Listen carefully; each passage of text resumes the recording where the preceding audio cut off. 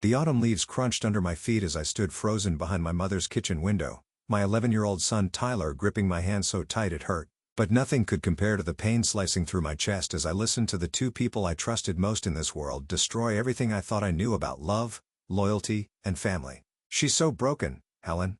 Always crying. Always needy. I can't take it anymore. My husband Brandon's voice carried through the thin glass like a knife to my heart. My mother's laugh was sharp and cruel. I told you not to marry her, didn't I? Always said she was too weak for a man like you. Too damaged.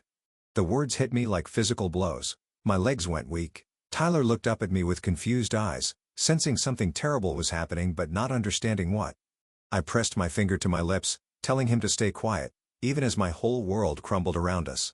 The insurance money from her father's death made it worth it for a while, Brandon continued, his voice casual like he was talking about the weather. But now that's almost gone. I'm done playing the caring husband to someone so pathetic. I had to grip the windowsill to keep from falling. The insurance money. The money I thought we'd been saving for Tyler's college. The money that was supposed to secure our future. He'd been using me this whole time.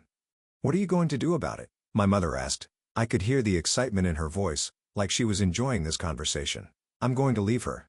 Take everything. She's so weak and broken she won't even fight me. She'll just cry and accept it like she always does. That's when something inside me died. The part of me that still believed in goodness, in love, in family. But from those ashes something else was born.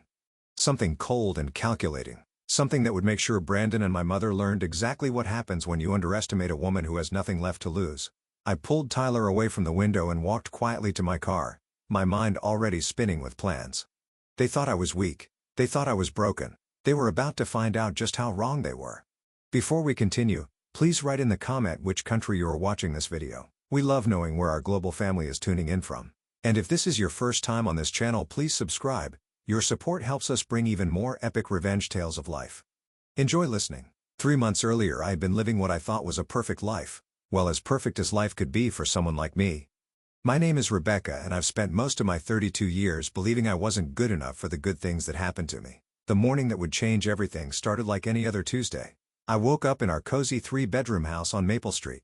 The same house Brandon and I had bought when Tyler was just 2 years old. The same house where I thought we'd grow old together. Brandon was already up, showered and dressed in his blue work uniform. He managed a small construction company and he was good at it. Everyone in town respected him. He was the kind of man other men wanted to be friends with and women found attractive.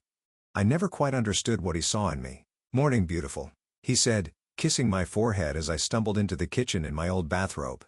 "Coffee's ready." I smiled at him, my heart doing that little flutter it had done since our first date 12 years ago. Even after all this time, even through all the hard times we'd faced, I still felt lucky to be married to Brandon Miller. "Tyler up yet?" I asked, pouring myself a cup of coffee and adding the cream Brandon had left out for me. He always remembered little things like that. Or so I thought. "Still sleeping. I'll get him up in a few minutes." Brandon checked his watch. "I've got that big job starting today. The Jackson house renovation. Might be late tonight." I nodded, used to his long hours. The construction business was unpredictable, especially in a small town like Riverside. We'd learned to make the most of the time we had together. "Mom called yesterday," I said, stirring my coffee. "She wants us to come visit this weekend." "It's been a while." Brandon's face changed for just a second. Something flickered in his eyes, but it was gone so fast I thought I imagined it. "Sure, sweetheart. Whatever you want." Looking back now, I should have paid more attention to that moment. Should have noticed how his voice sounded different when he agreed. Should have seen the way his jaw tightened. But I was so busy being grateful that my husband and mother got along well that I missed all the warning signs. Tyler bounded into the kitchen then, his dark hair sticking up in every direction. At 11, he was all arms and legs, growing so fast I could barely keep him in clothes that fit. "Morning, Mom." "Morning, Dad." He grabbed a piece of toast from the counter and took a huge bite. "Slow down, buddy," I laughed. "Breakfast isn't going anywhere." Brandon ruffled Tyler's hair. "Listen to your mom, son. She knows what she's talking about." The way he said it, so warm and loving, made my chest tight with emotion. This was my family. These two people were my whole world. Without them I was nothing. Or at least that's what I believed then. Brandon left for work with his usual kiss and love you at the door. Tyler caught the school bus right on time. And I settled into my usual routine of cleaning the house, doing laundry and getting ready for my part-time job at the local library. I loved working at the library. It was quiet and peaceful and I got to help people find books that might change their lives the way books had changed mine. Reading had been my escape growing up in a house where my mother criticized everything I did. Books showed me that there were other ways to live, other ways to be. My supervisor, Mrs. Maverick, was shelving returns when I arrived. "Good morning, Rebecca. You're looking well today." Mrs. Maverick was one of the few people who made me feel valued. She was in her 60s, with kind eyes and a gentle way of speaking that reminded me of the grandmother I'd never had. "Thank you, Mrs. Maverick. How was your weekend?" "Lovely, dear. My grandson came to visit. He's about Tyler's age, you know. They should meet sometime." I smiled and nodded, but inside I felt that familiar twist of anxiety. Making plans with other families meant risking them seeing how broken I was. What if Tyler was embarrassed by me? What if the other parents thought I wasn't good enough? The morning passed quietly. I helped a young mother find picture books for her toddler, assisted an elderly man with research for his family tree, and organized the new fiction arrivals. Simple tasks, but they made me feel useful. I was reorganizing the children's section when I overheard Mrs. Maverick talking to another librarian, Janet, by the front desk. "Saw Brandon Miller at the diner yesterday around noon." Janet was saying, "He was with Helen Lincoln. Looked pretty cozy if you ask me." My hands froze on the book I was holding. Helen Lincoln was my mother's name. "Really?" Mrs. Maverick sounded surprised. "I didn't know they knew each other that well." "Oh, they seem to know each other very well," Janet said with that tone people use when they're implying something without saying it outright. My heart started beating faster. There was probably an innocent explanation. Maybe Brandon had run into my mother somewhere and they'd decided to have lunch. Maybe they were planning a surprise for me. But something cold settled in my stomach anyway. I tried to focus on my work for the rest of the day, but Janet's words kept echoing in my mind. "Looked pretty cozy if you ask me." When I picked Tyler up from school, I almost asked him if he wanted to drive by the construction site to see his dad. But something stopped me. A feeling I couldn't quite name. That evening, Brandon came home at almost 10 o'clock.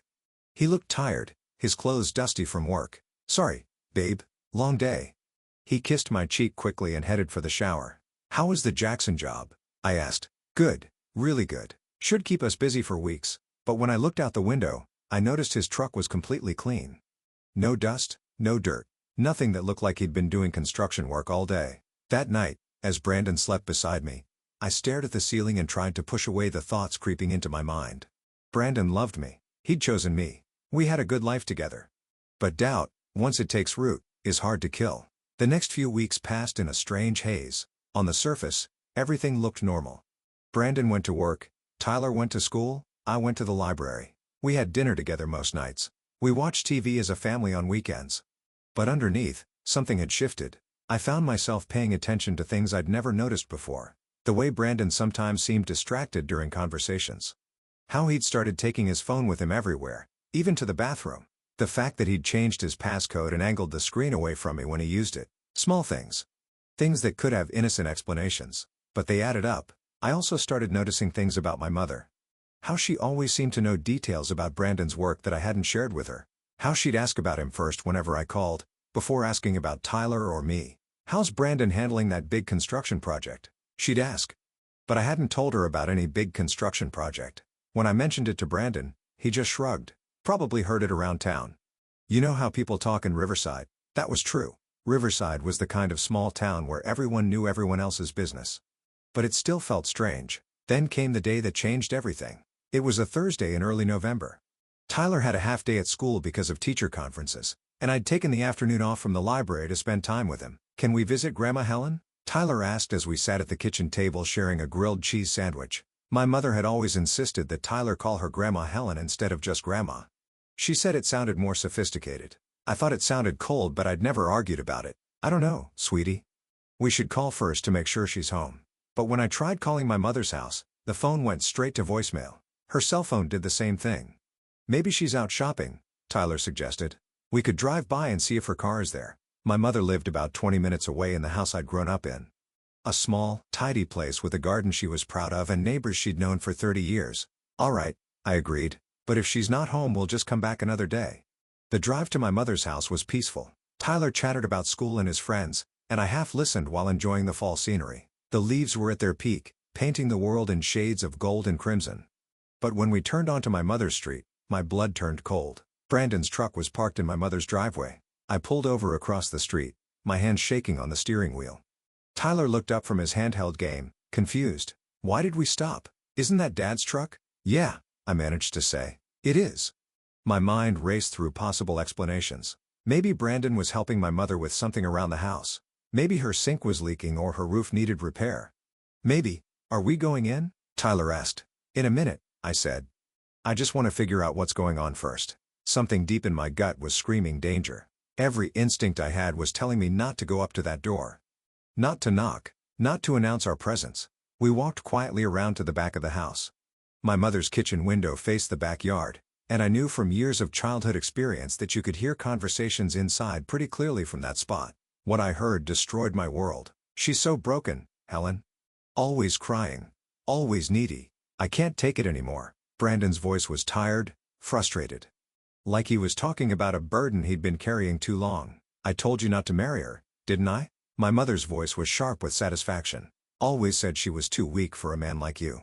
Too damaged. I gripped the windowsill so hard my knuckles went white. My 11-year-old son Tyler gripped my hand so tight like he understood well what was happening. The insurance money from her father's death made it worth it for a while, Brandon continued. But now that's almost gone. I'm done playing the caring husband to someone so pathetic. The world tilted. My father had died in a car accident 3 years ago, leaving me a substantial life insurance payout. Money that Brandon and I had supposedly been saving for Tyler's future. Money that was supposed to be our safety net. What are you going to do about it? My mother asked, and I could hear the excitement in her voice. I'm going to leave her. Take everything. She's so weak and broken she won't even fight me. She'll just cry and accept it like she always does. They both laughed then. Actually laughed about my pain, my weakness, my trusting nature. When? My mother asked. Soon. Maybe after the holidays. I don't want to ruin Tyler's Christmas. The kid doesn't deserve that. You're too soft, my mother said. She's been a disappointment since the day she was born.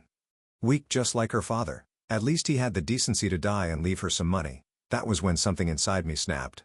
Not broke, snapped. Like a rubber band stretched too far. My father had been a kind, gentle man who loved books and taught me that I was worthy of love. My mother had spent my entire childhood comparing me unfavorably to other children, telling me I wasn't smart enough, pretty enough, strong enough for anything good. I'd believed her. I'd spent my whole adult life grateful that Brandon had chosen damaged, weak, pathetic me. But now I knew the truth. He hadn't chosen me. He'd chosen my father's money. And my mother hadn't just been critical. She'd been actively working to destroy my self-worth so that when this moment came, I'd be too broken to fight back. I walked back to the car on unsteady legs. Tyler looked up at me with concern. Mom, are you okay? You look really pale. I'm fine, sweetie, I said, my voice surprisingly steady. Change of plans. We're going home. But what about Dad's truck? Shouldn't we say hi? Dad's busy helping Grandma Helen with something. We'll see him at home. As I drove away from my mother's house, Tyler chattering in the backseat. My mind was already working. Planning. Calculating. They thought I was weak. They thought I would just cry and accept whatever they did to me. They were about to learn just how wrong they were. That night, I did something I hadn't done in years. I really looked at myself in the bathroom mirror. The woman staring back at me was 32 years old but looked older, tired. Her brown hair was pulled back in the same simple ponytail she'd worn for the last decade. No makeup because Brandon always said he liked me natural. Clothes that were practical and modest because anything else felt like asking for attention I didn't deserve. I looked exactly like what I was. A woman who had spent her entire adult life trying to be small, quiet and grateful for whatever crumbs of love people threw her way. But behind my plain brown eyes, something new was burning. Something that had been sleeping for too long. Brandon came home around 11, same as always. He kissed my cheek, asked about my day, told me about his busy schedule tomorrow. The perfect husband act. That night, after Brandon fell asleep, I got up and went to our home office. We kept all our financial records in a filing cabinet there. Records that Brandon handled completely because I was too emotional to deal with money matters. What I found was worse than I'd imagined. The insurance money from my father's death, $150,000 that was supposed to be Tyler's college fund, was almost gone. $50,000 had been moved to an account I didn't recognize. Another $30,000 had been withdrawn in cash over the past 6 months. The rest had been spent on things that made no sense. $20,000 for home improvements that had never happened. $15,000 for business equipment for Brandon's construction company. Thousands more for expenses I couldn't identify. I sat in that office until dawn, going through every piece of paper, every statement, every receipt, building a picture of exactly how thoroughly I'd been betrayed. By the time the sun came up, I knew 3 things for certain. First, Brandon had been stealing from me systematically for months. probably planning his exit strategy. Second, my mother had been part of it from the beginning. Phone records showed dozens of calls between them, often during times when Brandon had told me he was working. And third, they had severely underestimated me. The next morning, I did something I hadn't done in a very long time. I called in sick to work. Not because I was actually sick, but because I had things to do. Important things. After Brandon left for work and Tyler left for school, I drove to the bank. Our bank, where I'd been a customer for 12 years. Where the tellers knew me by name. "Good morning, Mrs. Miller," said Janet, the head teller. "How can I help you today?" "I need to speak with someone about my accounts," I said. "All of them." What I learned in that meeting changed everything. The account I didn't recognize, the one with $50,000 of my money in it, was a joint account belonging to Brandon and my mother. They'd opened it 3 months ago. "This is definitely your signature on the authorization to move funds," the bank manager, Mr. Thompson, explained. "But if you don't remember signing this." "I remember now." I lied smoothly. "I just wanted to check on the balance." Mr. Thompson looked relieved. Banks hate family disputes, especially when large amounts of money are involved. But I wasn't going to make this the bank's problem.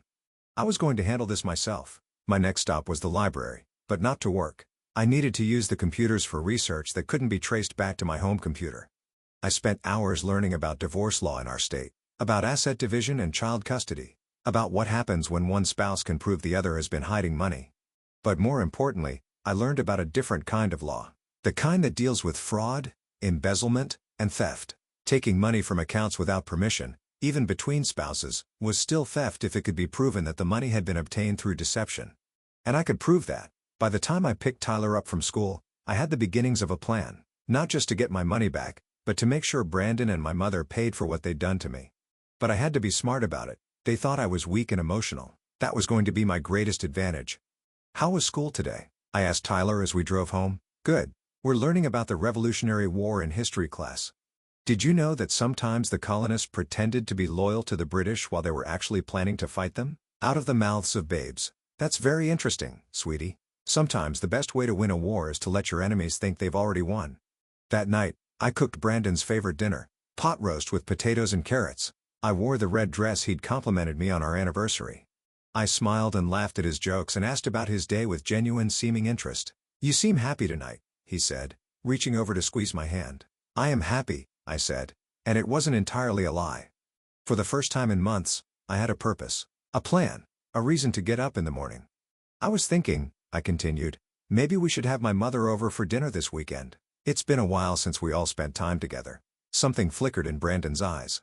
"That sounds great, sweetheart. I'm sure Helen would love that." "Helen. Not your mother, or mom like he usually said. Helen. Like they were close. Like they knew each other well. Which of course they did." "I'll call her tomorrow," I said. That night as Brandon slept beside me, I stared at the ceiling and planned. Phase 1 was information gathering and that was almost complete. Phase 2 would be preparation. Making sure I had everything I needed to destroy them both. But Phase 3, that would be the most important part. That would be making sure they both understood exactly what they'd lost when they decided to underestimate Rebecca Miller. In the darkness, I smiled for the first time in weeks. The call to my mother the next morning was a masterpiece of acting. "Mom," I said, letting my voice sound small and uncertain. "I was wondering if you'd like to come over for dinner Saturday night." "Oh, sweetie, that sounds lovely," she said, and I could practically hear the satisfaction in her voice. Poor, pathetic Rebecca, reaching out for the comfort of family she didn't deserve. "Is everything all right? You sound a little down." "I'm fine," I said, injecting just the right amount of fake cheerfulness into my voice. "Maybe a little tired. Brandon's been working so much lately and I feel like I barely see him." "Men work hard to provide for their families, dear. You should be grateful, not complaining." The casual cruelty in her tone was so familiar I almost missed it. But this time, instead of making me feel small, it fueled the fire burning in my chest. "You're right, of course. I just miss him, you know? Well, a good wife finds ways to keep herself busy instead of bothering her husband with neediness. You're absolutely right. I'll see you Saturday around 6. "Perfect. Should I bring anything?" "Just yourself, Mom. That's all we need." After I hung up, I sat in my kitchen and marveled at how easy it was to play the role they expected. The weak, grateful daughter. The needy, pathetic wife. I'd been playing that role so long I'd forgotten it was a performance. But now that I was acting consciously, I could see exactly how they'd manipulated me. Every criticism disguised as helpful advice. Every backhanded compliment designed to keep me grateful for attention I didn't deserve. Every time they'd made me feel like I was lucky to be tolerated. The rage that filled me then was clean and cold and purposeful.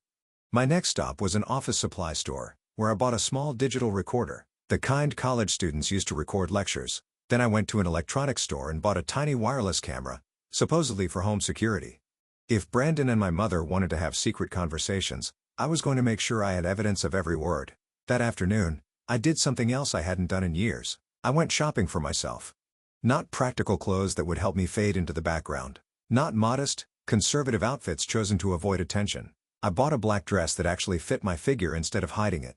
I bought makeup that would bring out my eyes. I even bought a pair of heels that made me feel taller and more confident. The woman in the dressing room mirror looked like a stranger. Like someone who might actually deserve good things in life. When I got home, I hid my purchases in the back of my closet and went back to being the old Rebecca, at least on the surface. Saturday came quickly. I spent the day cleaning the house and preparing dinner, just like I had hundreds of times before. But this time, I also spent time setting up my equipment. The wireless camera went in the living room, disguised as a decorative piece on the mantel. The digital recorder went in my pocket, already turned on. Brandon arrived home from work at 5:30, giving us just enough time to get ready before my mother arrived. "You look nice," he said when he saw me in the kitchen checking on the roast. I was wearing one of my old outfits, simple slacks and a plain sweater. Nothing that would indicate any change in my personality or circumstances. "Thank you," I said, smiling at him the way I always did. Like his approval was the most important thing in the world. My mother arrived exactly at 6, carrying a bottle of wine and wearing the kind of outfit that cost more than I usually spent on clothes in a year. She hugged me and kissed my cheek, the picture of a loving mother. "Rebecca darling, you look tired. Are you getting enough sleep?" The first shot, delivered with surgical precision. A criticism disguised as concern, designed to make me feel self-conscious and inadequate. "I'm fine, Mom. Just busy with Tyler and work and everything. Well, you know what they say. A woman's work is never done." She laughed and handed Brandon the wine. "Hello, Brandon. You look wonderful as always." The way she looked at my husband made my skin crawl. There was something possessive in her gaze, something that suggested ownership, but I smiled and thanked her for the wine and served dinner like nothing was wrong. The conversation during dinner was torture. My mother and Brandon kept exchanging glances when they thought I wasn't looking. They had inside jokes I wasn't part of. They talked about people and events in ways that made it clear they'd discuss these things privately. "Oh, Brandon," my mother said at one point, "did you ever get that permit issue sorted out with the city?" My blood went cold. Brandon hadn't mentioned any permit issues to me. But he answered easily, like this was a topic they'd discussed before. "Yeah, finally got it handled. Thanks for asking." "What permit issue?" I asked innocently. "Just work stuff, babe. Nothing to worry about." But my mother was nodding like she knew exactly what permit issue he was talking about. After dinner, I excused myself to get dessert from the kitchen. While I was gone, I could hear them talking in low voices in the dining room. I couldn't make out words, but the tone was intimate, familiar. When I returned with the pie, they were sitting just a little too far apart, like they'd been closer before I walked in. "This looks delicious, sweetheart," Brandon said. But his smile seemed forced. The rest of the evening passed in a blur of small talk and fake smiles. My mother left around 9 with another hug and kiss that felt like acid on my skin. "Thank you for a lovely evening, dear. We should do this more often." "Definitely," I agreed. Family is so important. After she left, Brandon helped me clean up the dishes. "Your mother seemed to enjoy herself," he said. "She did. I'm glad you two get along so well. She's a good woman. She raised you right." The lies came so easily to him. The casual deception was breathtaking in its completeness. That night, I lay in bed listening to Brandon sleep and plan the next phase of my revenge. I had evidence now. Recorded conversations that would make it clear they were having secret discussions about things they kept from me. Video footage of their body language and interactions. But I needed more. I needed proof of the financial theft. I needed documentation of their affair, because I was now certain that's what this was. Most importantly, I needed them to incriminate themselves completely, and I knew exactly how to make that happen. The opportunity came sooner than I expected. The following Wednesday, Brandon announced he'd be working late again. "Big deadline on the Jackson job," he said, kissing my forehead at breakfast. "Might not be home until after midnight." But when I drove past the Jackson house at lunchtime, there were no work trucks there, no sign of construction activity. That evening, after Tyler went to bed, I did something that would have seemed impossible just a month ago. I got in my car and drove to the construction site where Brandon kept his equipment. His truck was not there and the lights were off and there was no sign of activity. From there, I drove to my mother's house. Brandon's truck was in her driveway. This time I was prepared. I parked 2 blocks away and walked back, staying in the shadows. I had my digital recorder in one pocket and my phone in the other, ready to take pictures if needed.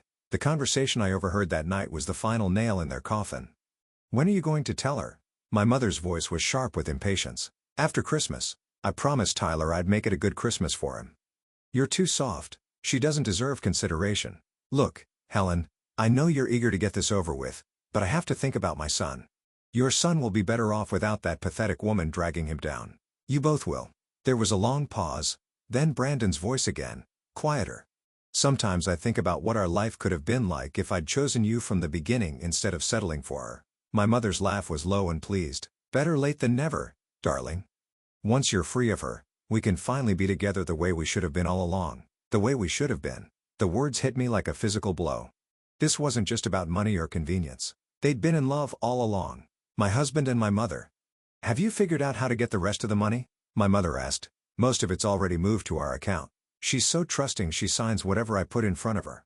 The house will take more work, but I've been forging her signature on refinancing documents. By the time I file for divorce, there won't be anything left for her to fight over." "What about Tyler?" "I'll get custody." "Who's going to give a child to a woman with a history of depression and mental instability? Does she have a history of that?" Brandon's laugh was cold. "She will by the time my lawyer is done building the case." The pieces fell into place with sickening clarity. The way Brandon had been encouraging me to see a therapist for my anxiety. The way he'd been documenting my emotional outbursts. Moments when I'd cried or gotten frustrated that any normal person would have. He'd been building a case against me for months, maybe years. Creating a paper trail that would paint me as an unfit mother. I recorded 20 more minutes of their conversation, documenting their plans to destroy my reputation, steal my assets, and take my child. By the time I crept away from that house, I had enough evidence to bury them both. But I wasn't done yet. The next morning I made 3 phone calls. The first was to Brandon who wouldn't have any connection to our local community. "I need to document spousal financial fraud and plan a divorce strategy," I told her, "and I need absolute confidentiality until I'm ready to proceed." The lawyer, a sharp woman named Daisy Walsh, agreed to meet with me that afternoon. The second call was to a private investigator Maeve recommended, someone who specialized in adultery cases and financial crimes. The third call was to my bank but not to Mr. Thompson. To his supervisor, a woman named Carol Stevens who handled fraud cases. "I believe my husband has been forging my signature on financial documents," I told her. "I need to document this, but I don't want him to know I'm investigating yet." Carol was professional and sympathetic. "We can definitely help you with that, Mrs. Miller. How soon can you come in?" By Thursday afternoon, I had a paper trail documenting every illegal thing Brandon had done with our money. I had photographs of him at my mother's house when he was supposed to be working. I had recorded conversations proving their affair and their plans to destroy me. I also had a court-ordered freeze on all our accounts, scheduled to go into effect the moment I filed for divorce. But I still wasn't ready to play my hand. I wanted them to dig their hole even deeper. Friday evening, I cooked Brandon's favorite dinner again. This time, I was wearing the new black dress I'd bought, along with the makeup that brought out my eyes. He noticed immediately. "Wow, you look amazing tonight. What's the occasion?" "Do I need an occasion to look nice for my husband?" I asked, smiling at him in a way that would have been genuine a month ago. During dinner, I brought up something that made his face go pale. "I was thinking," I said casually, "maybe we should plan a vacation for Christmas. Somewhere warm. Tyler's never seen the ocean." "That sounds expensive," Brandon said carefully.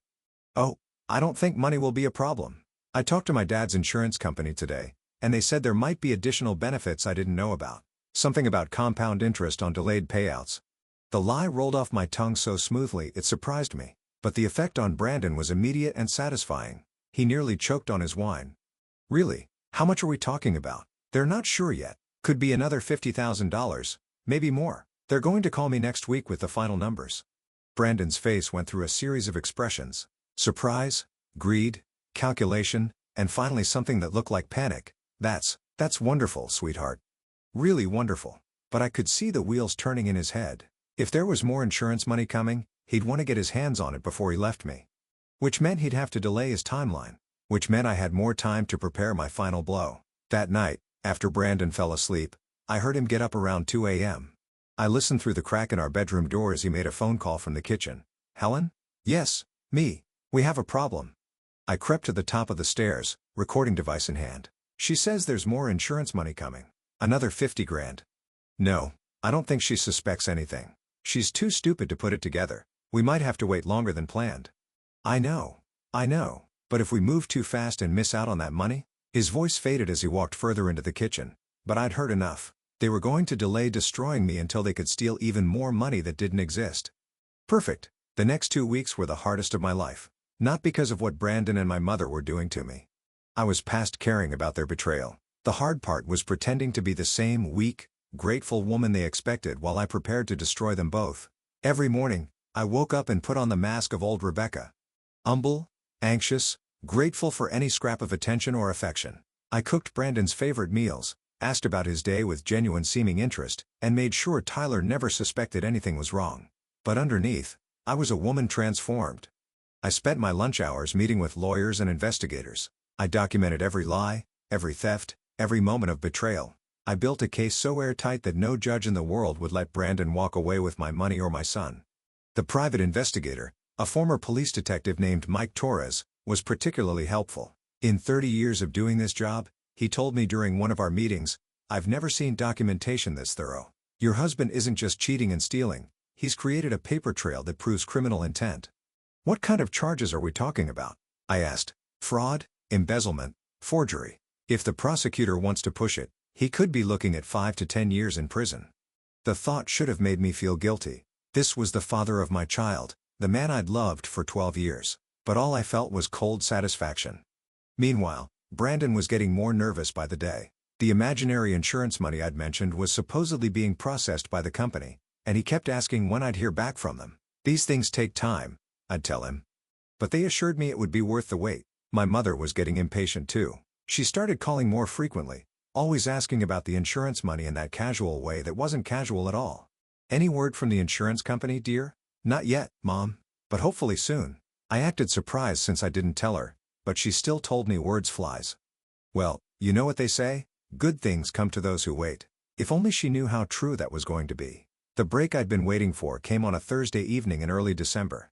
Brandon announced he'd be working late again, but this time he made a mistake. "The Jackson job is behind schedule," he said. "Might have to work all weekend to catch up." But I'd driven past the Jackson house that afternoon. It was completely finished. The family was already moving in.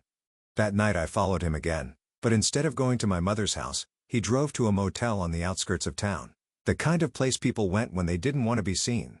My mother's car was already in the parking lot. I parked across the street and waited. Through the window of room 237 I could see two figures moving around. I couldn't make out details, but I didn't need to. The private investigator had given me a camera with a telephoto lens, and I used it to document everything. Brandon's truck in the motel parking lot.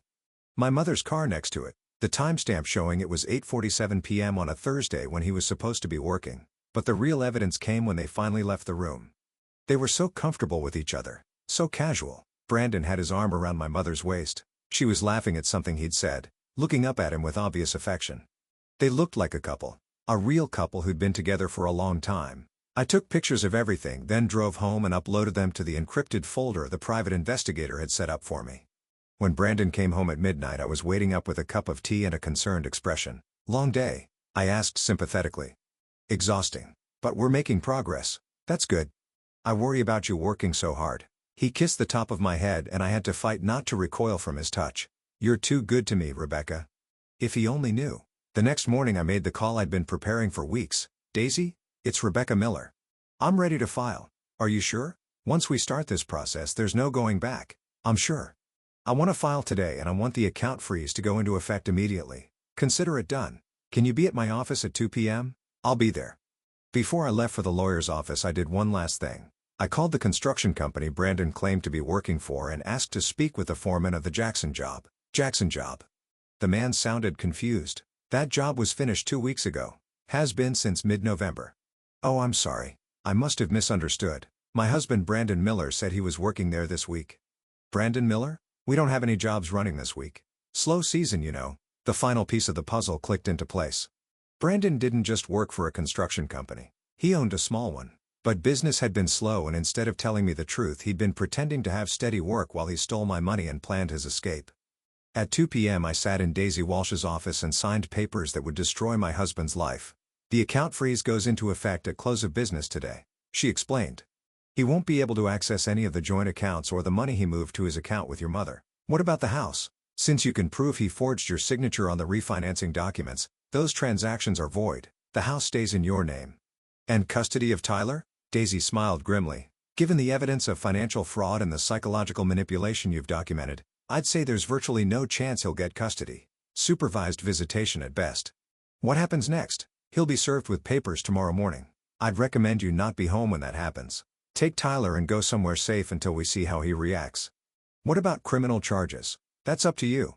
The evidence is strong enough that the district attorney would definitely prosecute if he wanted to press charges. I thought about Brandon's plan to paint me as mentally unstable to steal my child. About my mother's casual cruelty and her joy in my pain. About the years of manipulation and lies. Press charges, I said. All of them. That evening, I made one final performance as the old Rebecca. I cooked dinner, helped Tyler with homework, and acted like everything was normal. Brandon was distracted, probably worried about the insurance money that was never coming. After Tyler went to bed, I sat with Brandon on the couch to watch TV, just like we had thousands of times before. I love our life, I said, curling up against his side. Me too, babe. Me too. The lie came so easily to him. Even now, with papers being prepared to destroy him, he could look me in the eye and lie. But tomorrow, he'd learn what happened to people who underestimated Rebecca Miller. I woke up before dawn on Friday morning with a sense of anticipation I hadn't felt since as a child. Today was the day everything changed. I made breakfast for Tyler and got him ready for school as usual. Brandon had already left for his fake job, which meant he'd probably gone to my mother's house to continue planning my destruction. At 8:30, I drove Tyler to school and gave him an extra long hug. I love you so much, sweetheart, I told him. I love you too, Mom. Are you okay? You seem different lately. Smart boy. Too smart for his own good sometimes. I'm fine, baby. Better than fine. Everything's going to be okay. After dropping Tyler off, I drove to a coffee shop across town and settled in to wait. Daisy had texted me that the process server would deliver the papers between 9 and 10 a.m. At 9:47, my phone rang. Mrs. Miller? This is Officer Johnson with the Riverside Police Department. Your husband asked us to call you. My heart started racing but I kept my voice calm. Is everything all right, officer? Well, ma'am, your husband was served with some legal papers this morning and he's pretty upset. He's making some serious accusations about you and we wanted to get your side of the story. What kind of accusations? He says you've been acting erratically lately. That you've been lying about insurance money and trying to manipulate him. He's concerned about your mental state. I almost laughed. Even now, even when his world was crashing down around him, Brandon was trying to play the concerned husband card. Officer Johnson, I think you should know that those papers are divorce documents filed because I discovered my husband has been stealing from our joint accounts and having an affair with my mother. There was a long pause. Your mother? Yes. I have extensive documentation of both the financial fraud and the affair. I'd be happy to share it with you if needed. Ma'am, would you be willing to come down to the station to give a statement? Of course. I'll be right there. The police station was a 10-minute drive from the coffee shop. When I walked in, I could hear Brandon's voice echoing from somewhere in the back of the building. She's been acting crazy for weeks. This is all in her head. She's making things up. Officer Johnson met me at the front desk. He was a middle-aged man with kind eyes and a professional demeanor. Mrs. Miller? I'm Bob Johnson. Thank you for coming in. He led me to a small interview room where I spent the next hour laying out my entire case. The financial records showing Brandon's theft. The photos of him at the motel with my mother. The recordings of their conversations planning my destruction. Officer Johnson's expression grew more serious with each piece of evidence I presented. Mrs. Miller, this is extensive. You've been documenting this for weeks. I wanted to make sure I had everything I needed to protect my son and myself. What you've shown me here, this constitutes criminal fraud, possibly embezzlement. Are you prepared to file charges? Yes, I am. What about your mother? She's clearly involved in this too. I want charges filed against her as well. Officer Johnson nodded. We'll need to interview both of them separately. Your husband is still here but we'll need to bring your mother in. She's probably at her house, or at the motel where they've been meeting. We'll find her. In the meantime, is there somewhere safe you can stay? Mr. Miller is. Well, he's not taking this well. I thought about Tyler who would be getting out of school in a few hours. About the house that was legally mine but might not feel safe anymore. I'll figure something out. Officer Johnson handed me his card. Call me if you need anything. And Mrs. Miller, what you did here, documenting everything so thoroughly. That took real courage. Courage. It was the first time in my adult life anyone had called me courageous. I left the police station and drove to Tyler's school. It was only noon but I needed to see him, to hold him and remind myself why I was doing all of this. I found him at lunch and asked his teacher if I could speak with him privately. "Tyler, sweetheart, I need to tell you something important." His face immediately got serious. "Is Dad okay?" "Dad is. Dad is going through some difficult things right now. And we're probably going to need to stay somewhere else for a few days while the grown-ups sort things out." "Are you and Dad getting divorced?" The question hit me like a punch to the gut. I'd been so focused on my revenge that I'd almost forgotten this would hurt Tyler too. "Yes, baby, we are." Tyler was quiet for a long moment, picking at his sandwich. "Is it because of Grandma Helen?" I nearly fell off the cafeteria bench. "What do you mean?" "I heard them talking on the phone sometimes. When Dad thought I was asleep. They sounded like they really liked each other. More than family is supposed to." My 11-year-old son had figured out what I'd been too blind to see for months. "Tyler, I need you to know that none of this is your fault, okay? Sometimes adults make bad choices, but that doesn't mean they don't love their children. Do you still love Dad?" It was the hardest question anyone had ever asked me. A month ago the answer would have been an automatic yes. "No. I love the man I thought your father was," I said carefully. "But it turns out he wasn't who I thought he was. Are we going to be okay?" I pulled my son into my arms and held him tight.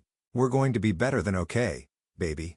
I promise you that." That afternoon, I checked us into a hotel across town. Nothing fancy, just a clean, safe place where Tyler and I could figure out our next steps. My phone had been buzzing with calls and texts all day. Some from Brandon, ranging from angry to pleading to threatening. Some from my mother. Mostly variations on, "How could you do this to your own family?" But the call that mattered came at 6 p.m. while Tyler and I were eating pizza and watching cartoons. "Mrs. Miller? This is Officer Johnson. We've arrested both your husband and your mother. They're being charged with fraud, embezzlement, and conspiracy to commit financial crimes." "What happens now?" "They'll probably be released on bail tomorrow, but they'll have restraining orders against them. They won't be allowed to contact you or Tyler directly." "What about the money they stole?" "The district attorney is confident we can recover most of it. The account they moved it to has been frozen, and we're working on tracing the cash withdrawals." After I hung up, I sat on the hotel bed and tried to process everything that had happened. This morning, I'd been married to a man I thought I loved, living in a house I thought was safe, part of a family I thought was real. Tonight, I was divorced. My husband and mother were in jail, and my whole life had been revealed as an elaborate lie. But for the first time in years, I felt free. Tyler looked up from his cartoon. "Mom, are you crying?" I touched my face and realized I was crying. But they weren't tears of sadness. "I'm okay, baby. These are happy tears. Happy tears." Sometimes grown-ups cry when they're happy, when they finally get free from something that was hurting them. Tyler considered this seriously. "Are we free now?" I looked at my son. My brave, smart, wonderful son who deserved so much better than the broken family I'd been trying to hold together. "Yes, Tyler. We're free." The trial took place 6 months later, in the spring. By then, Tyler and I had settled into our new life in a small apartment across town. It wasn't as big as our old house, but it was ours in a way that house had never been. I'd gone back to work at the library full-time, and Mrs. Maverick had been incredibly supportive through everything. The whole town had heard about the scandal, of course. In a place like Riverside, news like that spreads faster than wildfire. But instead of the judgment and pity I'd expected, most people were surprisingly supportive. Other women came forward with their own stories of Brandon's inappropriate behavior over the years. Men from the construction industry revealed that Brandon's business had been failing for months before he started stealing from me. Even more surprising, several people mentioned that they'd never liked my mother, that they'd always thought there was something cold about her. "She always acted like she was better than everyone else," Mrs. Maverick told me one afternoon. "Like she was doing the world a favor by existing." The trial itself was almost anticlimactic. The evidence was so overwhelming that both Brandon and my mother ended up taking plea deals rather than face a jury. Brandon got 3 years in prison for fraud and embezzlement. My mother got 18 months for conspiracy and her role in the scheme. I was in the courtroom when they were sentenced. Brandon looked at me with a mixture of anger and what might have been regret. My mother looked at me like I was a stranger she'd never seen before. Neither of them had ever apologized. The financial recovery took longer, but Daisy Walsh proved to be worth every penny I paid her. We recovered almost all of the stolen money, plus damages. The house sold quickly, and with the insurance money Brandon hadn't been able to steal, Tyler and I found ourselves more financially secure than we'd ever been. But the money wasn't the real victory. The real victory was what I'd become in the process of fighting for it. The day after the sentencing, I did something I'd never done before. I went to a hair salon and asked for a complete makeover. "I want to look like someone who can't be messed with," I told the stylist. A young woman named Crystal with purple streaks in her hair and kind eyes. When she was finished, the woman looking back at me from the mirror was confident, strong, and beautiful. Not because she was trying to please anyone else, but because she finally knew her own worth. That evening, Tyler and I went out to dinner to celebrate. Nothing fancy, just the diner downtown. But it felt like the most important meal of my life. "You look different, Mom," Tyler said over his cheeseburger. "Different how?" "Happier. Like you're not afraid of anything anymore." "I'm not afraid," I realized as I said it. For the first time in my life, I'm not afraid. "Are you glad we don't live with Dad anymore?" It was a hard question, but I answered honestly. "I'm sad that your dad made the choices he made, but I'm glad we got away from him before those choices hurt us even more." "Are you going to get married again someday?" I laughed. "I don't know, sweetheart. Maybe. But if I do, it'll be to someone who thinks I'm amazing just the way I am." "You're amazing, Mom. You're the strongest person I know." Coming from my 11-year-old son, those words meant more than any compliment I'd ever received. 7 months after the trial, I got a letter in the mail. The return address was the Women's Correctional Facility where my mother was serving her sentence. I almost threw it away without opening it, but curiosity got the better of me. "Rebecca, I've had a lot of time to think about what happened, and I realize now that I was wrong. Not just about the money, but about everything. I was wrong about you. You were never weak or pathetic or any of the other things I said. You were just trusting, and I took advantage of that trust. I was wrong about Brandon too. He was never good enough for you, and I should have seen that from the beginning instead of encouraging him to hurt you. But mostly, I was wrong about myself. I thought I deserved better than the life I had. And I convinced myself that taking what you had would make me happy. It didn't. It just made me a person I don't recognize. I don't expect you to forgive me. I don't deserve forgiveness, but I wanted you to know that you were right to fight back. You were right to protect yourself and Tyler. You're stronger than I ever gave you credit for. Stronger than I ever was. I'm sorry, Rebecca, for everything. Helen." I read the letter, then folded it carefully and put it in my desk drawer. Not because I was ready to forgive her. I wasn't sure I'd ever be ready for that. But because it was proof that sometimes, even the worst people can recognize the truth when they're forced to face it. A year after the trial, Tyler and I moved into a new house. Nothing too big or fancy, just a comfortable place with a garden where I could grow the vegetables I'd always wanted to try. I'd been promoted to head librarian after Mrs. Maverick retired, and I loved the work more than ever. I'd also started teaching literacy classes for adults in the evening, helping people learn to read who'd never had the chance. One of my students was a woman named Maria who'd left an abusive marriage with 2 young children. She reminded me of myself before I'd learned to fight back. "I don't know how to be strong," she told me one evening after class. "You already are strong," I told her. "You left. That was the hardest part. Everything else is just learning new skills." "Did you always know how to stand up for yourself?" I laughed. "Maria, 1 year ago I would have apologized for breathing too loudly. Strength isn't something you're born with. It's something you build one decision at a time." "What was your first decision?" I thought about that day at my mother's window, listening to Brandon and my mother plan my destruction. The moment when something inside me had finally said, "Enough." "I decided I was worth fighting for," I said. Everything else came from that. 5 years have passed since that November day when my world shattered. Tyler is 16 now, tall and confident and nothing like the broken woman I used to be. He's never asked to visit his father in prison and I've never pushed the issue. Brandon was released after serving 2.5 years of his sentence. He moved to another state and has never tried to contact us. I heard through mutual friends that he's working construction again, living in a small apartment, trying to rebuild his life. My mother was released after 14 months. She moved to Florida to live with her sister, and we haven't spoken since she left. I'm not sure we ever will again and I've made my peace with that. People sometimes ask me if I regret what I did. If I think the revenge was worth destroying my marriage and sending my mother to prison. The answer is always the same. I didn't destroy my marriage. Brandon did that the moment he decided to steal from me and betray me with my own mother. I didn't send my mother to prison. She did that by choosing to participate in a criminal conspiracy against her own daughter. All I did was refuse to be a victim. The woman I am now would be unrecognizable to the woman I was 5 years ago. I run the library with confidence and authority. I own my own home. I've traveled to places I never thought I'd see. Paris, London, Rome. Sometimes alone, sometimes with Tyler, always with the knowledge that I can take care of myself wherever I go. I've dated a little but I'm in no hurry to remarry. I like my independence too much and I've learned to be very careful about who I let into my life. Any man who wants to be with me has to earn that privilege. Most importantly, I've raised a son who respects women and understands that real strength comes from protecting people who can't protect themselves, not from taking advantage of them. Tyler will leave for college next year. And for the first time in my life, I'm excited about being alone. Not because I don't love my son, but because I finally know who I am when no one else is around. I'm a woman who fought back when the world tried to break her.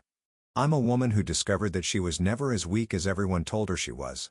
I'm a woman who learned that the best revenge is not just surviving but thriving. Sometimes, late at night when I can't sleep, I think about that moment behind my mother's kitchen window. The moment when I heard the two people I loved most planning my destruction. It was the worst moment of my life. It was also the moment I started becoming the woman I was always meant to be. They thought they were destroying me. Instead, they set me free. And that's a gift I'll spend the rest of my life being grateful for.